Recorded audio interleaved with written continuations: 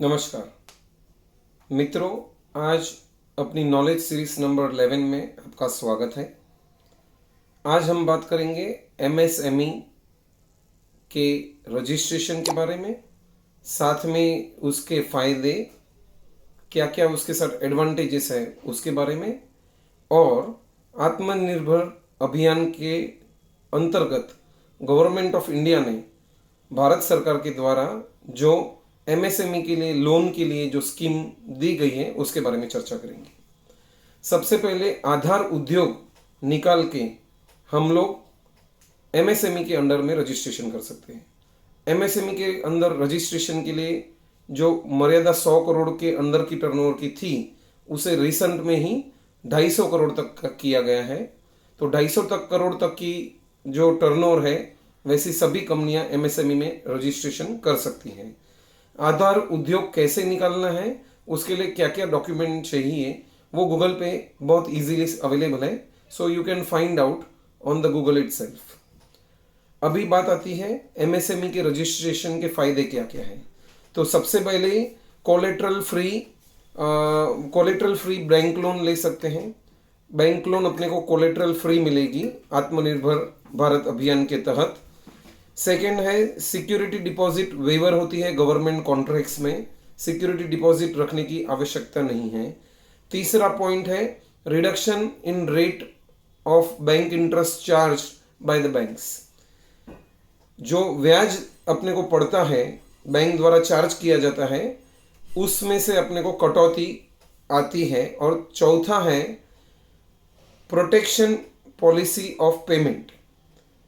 जो यदि आप कॉरपोरेट से काम करते हैं, एलएलपी हो या प्राइवेट लिमिटेड या पब्लिक लिस्टेड कंपनीज, तो आप यदि एमएसएमई में रजिस्टर्ड है, आधार उद्योग आपके पास है और आप आपके कॉरपोरेट क्लाइंट को ये सर्टिफिकेट सबमिट करते हैं, तो उन्हें 45 डेज के अंदर ही आपको पेमेंट देना है, ऐसा कानून है।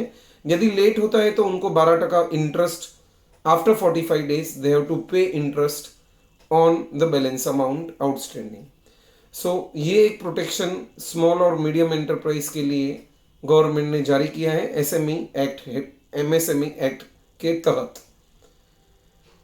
अभी तीसरा पॉइंट जो अपनी बात का था वो है आत्मनिर्भर अभियान के तहत मुझे बैंक लोन लेनी है तो क्या क्या उसकी कंडीशंस है और क्या क्या फेवर है। सबसे पहले जिसका टर्नओवर 100 करोड़ पहले जूनी लिमिट के हिसाब से, नए के हिसाब से 250 करोड़ और ऑलरेडी आउटस्टैंडिंग लोन 25 करोड़ तक की है, वो ये स्कीम में लाभ ले सकेगा। दूसरा पॉइंट आता है लोन का टेनर पीरियड है 4 साल का। 4 साल के पीरियड के अंदर आपको ये लोन चुकानी है। उसमें पहला साल आपको मोरेटोरियम होगा, उसमें आपको प्रिंसिपल रिपेमेंट नहीं करना है। जो इंटरेस्ट नक्की हुआ है वो हर महीने आपको पे करना रहेगा। तो 12 महीने तक आपका प्रिंसिपल गवर्नमेंट आपसे मांगने वाला नहीं है। तीसरा है interest to be kept. Interest ज़्यादा से ज़्यादा 9.25% तक चार्ज होगा depending on your financial position. चौथा पॉइंट आता है गवर्नमेंट ऑफ इंडिया द्वारा प्रिंसिपल और इंटरेस्ट ये दोनों के लिए आपने जो लोन ली है उसकी गारंटी गवर्नमेंट ने ली है, इसीलिए आपको कोई भी एडिशनल कोलेटरल सिक्योरिटी प्रोवाइड नहीं करनी है।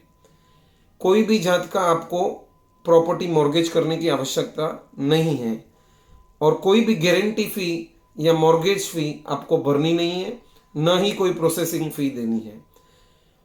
पांचवा पॉइंट आता है ये स्कीम का लाभ आपको कहां तक लेना है। तो 31 अक्टूबर 2020 तक आप ये स्कीम का लाभ ले सकते हैं। सीतारामन मैडम ने सबसे पहले जो फाइनेंशियल पैकेज एमएसएमई के लिए जाहिर किया था, उसके तहत यह बताया गया था। ये सब इंफॉर्मेशन सिर्फ उसमें टर्नओवर की लिमिट जो 100 करोड़ की थी वो 250 करोड़ की बाद में जून मंथ में अभी हुई है।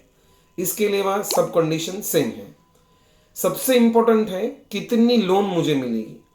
कितनी लोन मुझे मिलेगी ये प्रश्न है। तो जितना ऑलरेडी आप बैंक लोन यूज कर रहे हैं, वेदर ओडी फैसिलिटी, वेदर कोई भी बोरोइंग आपका है, तो उसका 20% वर्किंग कैपिटल का आपको मिलेगा।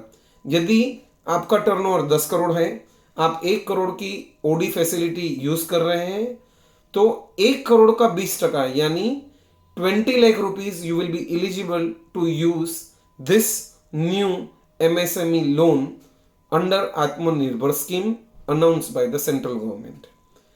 ये 20% आपको इसीलिए दिया जा रहा है कि लॉकडाउन की वजह से जो कोविड में आपका धंधा सफर हुआ है, आपके पेमेंट्स आ नहीं रहे हैं, आपको आपका पेमेंट सैलरी से लेके इलेक्ट्रिसिटी से लेके क्रेडिटर्स को पेमेंट जारी है, उसका जो गैप है उसको ब्रिज करने के लिए ये लोन आपको प्रोवाइड की जा रही है।